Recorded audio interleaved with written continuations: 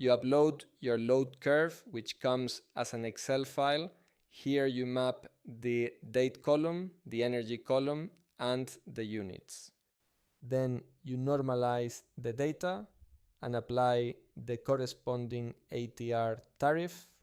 Next, you select which months you want to calculate from all the available ones. Let's pick 3.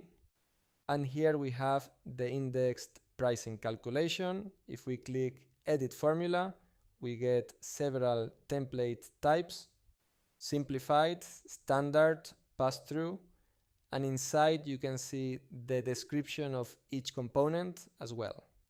And where the data comes from, you apply the template, it maps to the values, and now you hit calculate, and it automatically runs all the processes to return the results cross-referenced with the liqui-common data, which are the billing settlement files, all these charts broken down even by period,